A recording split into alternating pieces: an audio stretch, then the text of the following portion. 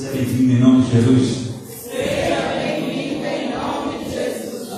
Nós amamos muito, pode sentar, missionário Felipe, nós amamos muito o pastor missionário Gustavo Zanota, a gente finíssimo, amado. Vi uma foto com ele, coloquei no Stories, lá, e ele disse: diga Felipe, que ele corre demais, viaja muito e não conseguiu a agenda, e colocou o discípulo.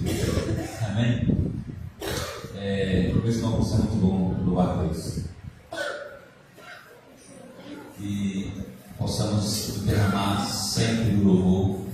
Eu gosto muito de dizer: Deus habita no meio de todos. Isso é muito profundo, né? Deus não passa, Deus habita no meio de todos. Quando a gente tem uma alma, né? A gente sempre é presa de Deus maravilhoso.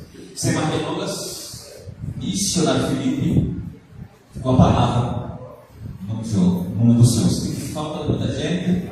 Onde estavam muitas mulheres? Cadê as mulheres que vieram ontem, Jesus? Cadê as mulheres que vieram ontem, Senhor da glória? Está faltando muita gente, né? Os três vão fazer um lanche domingo, um bolo. Doido, muita gente. Cara, eu pensei que ia estar lotado, que das mulheres vieram. Tem mulher que veio ontem e não veio hoje, e vamos orar. Para Deus abençoar. Em nome do Senhor Jesus. Fique à vontade, viu? As crianças, podem vir as crianças, em nome do Senhor Jesus de Nazaré. Eu estou assim apressado porque eu vou fazer 7 músicas, né? Peguei 10 e 12 minutos.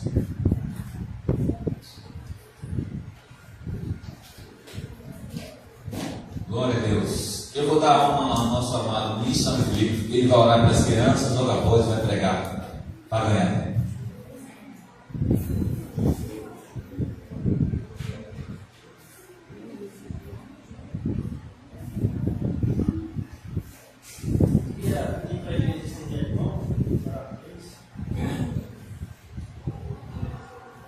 Pai, nós te agradecemos por essas crianças, Senhor. E pedimos para que o Senhor, pelo seu Espírito, que ficaria responsável por nos ensinar todas as coisas, capacite os professores, cheio de sabedoria, Senhor, cheio de entendimento para ensinar essas crianças no teu caminho, na tua palavra, na verdade, na vida.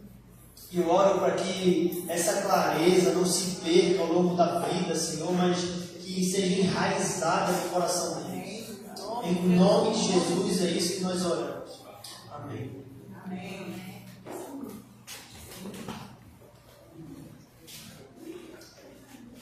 Graça e paz, igreja. Amém. Boa noite, obrigado. Eu me chamo Felipe, tenho 26 anos. Sou casado com a Dessa, com o Livinho, porque nós temos 2 filhos que são pequenininhos ainda. A mais velha tem 2 anos e 4 meses, quase 2 anos e 5. E o mais novo tem 1 ano e 3 meses. Vai fazer 1 ano e 3 meses. Então eles são bem perto um do outro. E aí ela não conseguiu vir porque estava com eles em casa. Mas ela ficou muito feliz e queria participar aqui. Eu estou muito feliz de estar aqui hoje. Eu sou também seminarista do Betel brasileiro.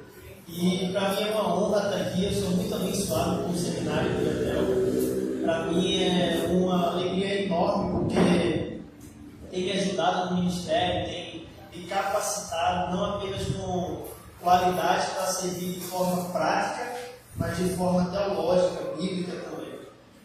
Eu queria convidar os irmãos a abrir a sua Bíblia, para depois nós orarmos e refletirmos juntos, amém?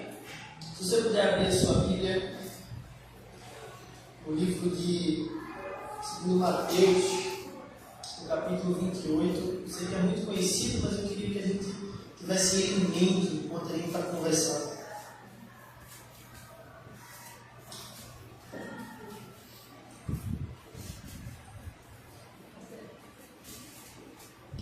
Mateus 28, a partir do versículo 18.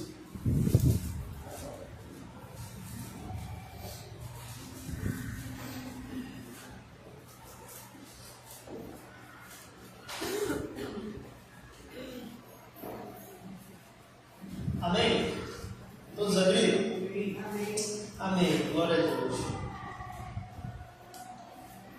E as Escrituras falam assim: Jesus, aproximando-se, falou-lhes, dizendo: toda a autoridade me foi dada no céu e na terra. Portanto, vão e façam discípulos de todas as nações, batizando-os em nome do Pai, do Filho e do Espírito Santo, ensinando-nos a guardar todas as coisas que eu tenho ordenado a vocês. E eis que estou convosco todos os dias, até o fim dos tempos. Feche os seus olhos, vamos orar ao Senhor.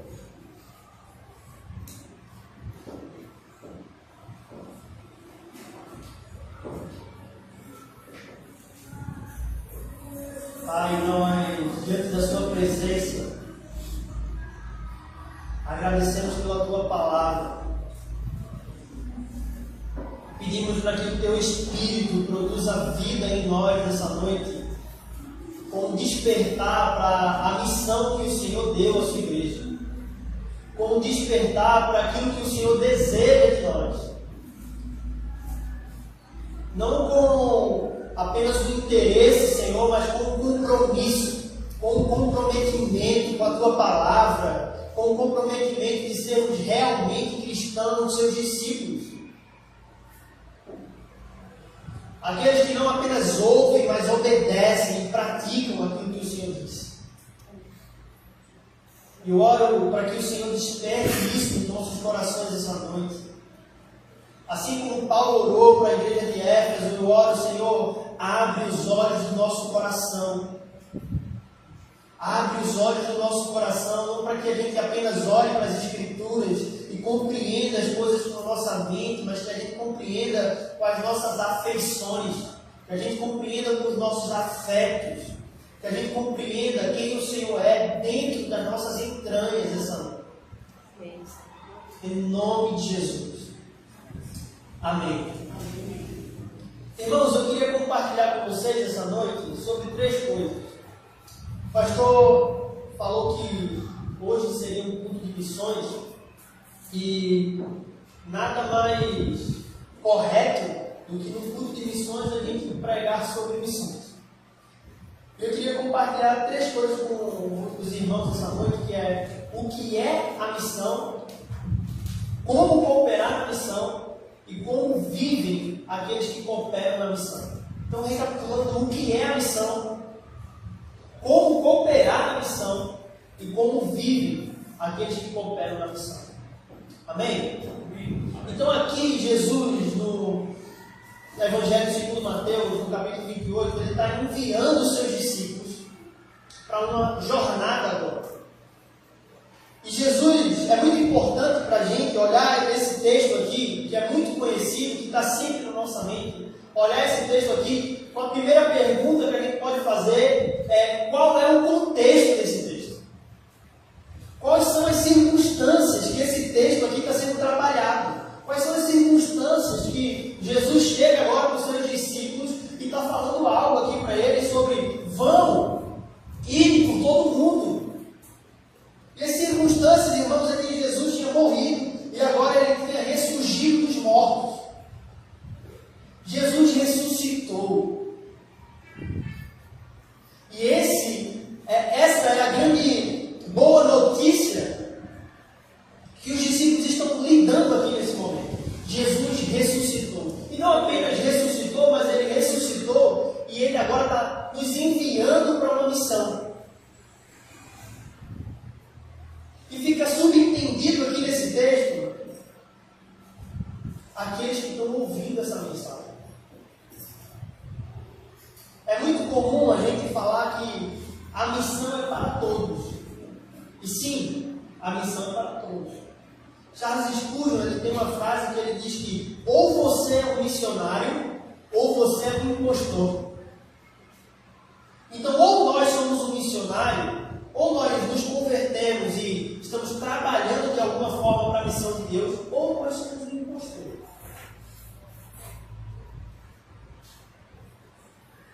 Mas a grande questão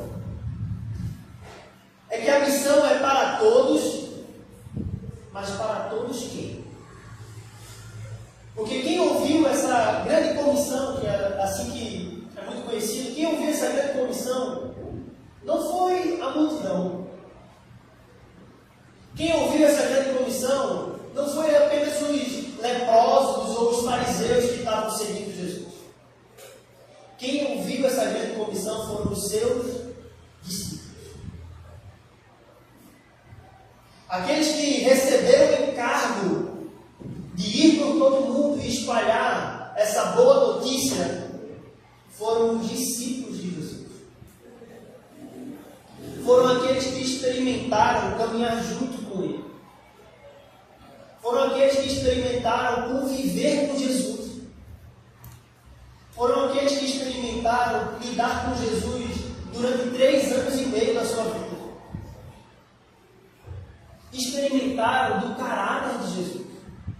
Não apenas dos ensinos, como todos experimentaram. Não apenas dos milagres, como todos experimentaram. Mas eles experimentaram de quem Jesus é por trás dos ensinos. De quem Jesus é, além de curar os enfermos. De quem Jesus é, além de multiplicar os pães.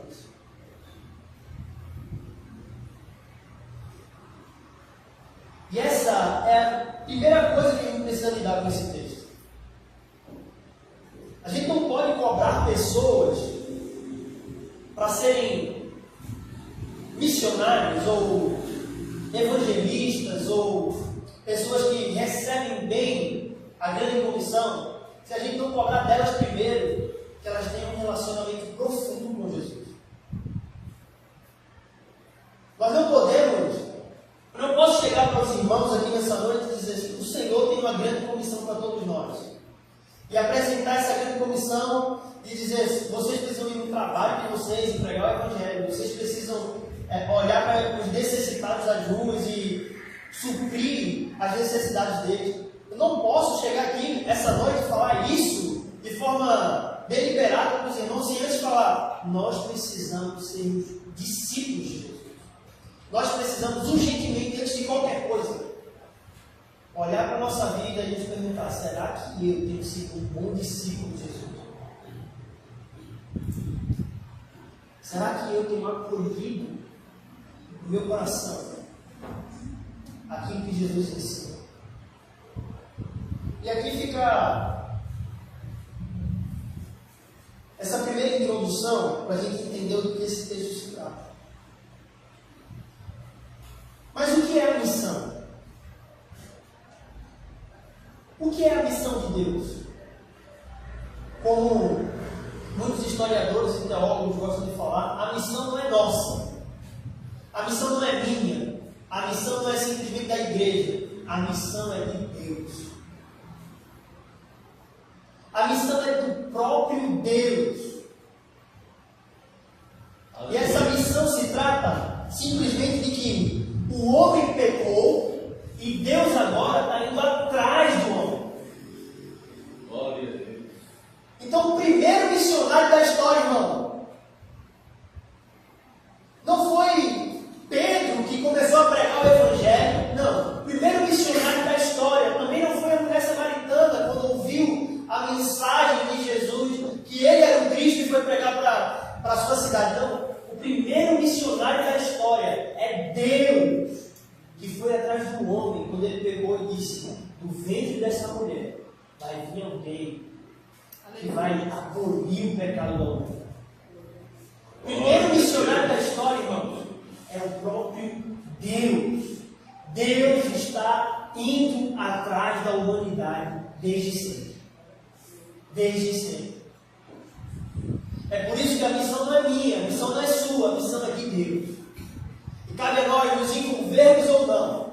Cabe a nós olharmos para o que Deus está fazendo no mundo e dizer, eu quero participar. Ou não. Deus é o primeiro missionário.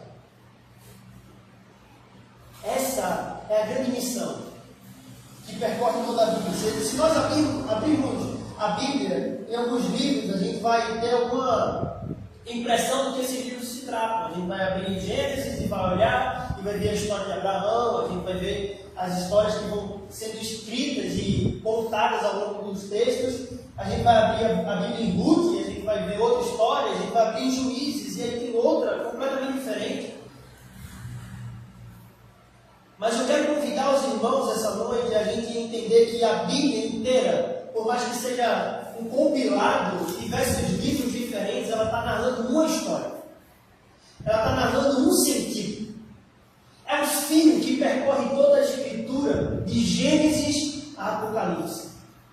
Gênesis 1 diz: Deus criou os céus e a terra. Apocalipse fala que João olhou e viu novos céus e nova terra. Oh, glória! O que isso quer dizer, irmãos? Que a história começou de um jeito, e que aquilo mesmo Deus está trabalhando para consertar ou para redimir a história do homem, para que finalize do jeito que Ele quer que seja finalizado. Você está aqui comigo essa noite? Até então está fazendo sentido? Você está conseguindo compreender aqui comigo? Deus está trabalhando.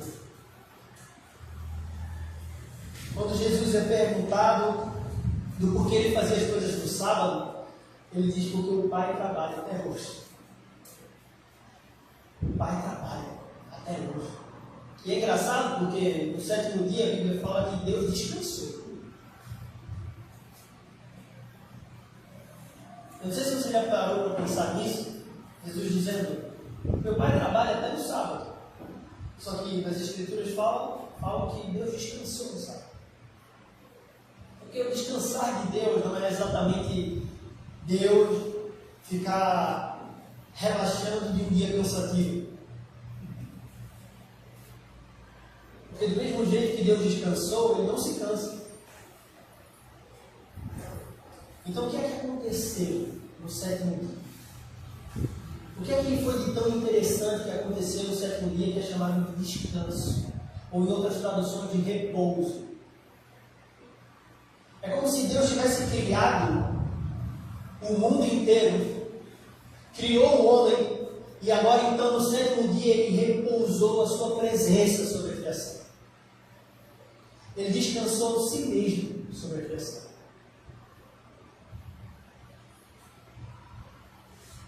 É por isso que quando João vê esse novo céu e essa nova terra, ele vê esse novo céu, essa nova terra vindo com Deus, habitar no meio do seu povo.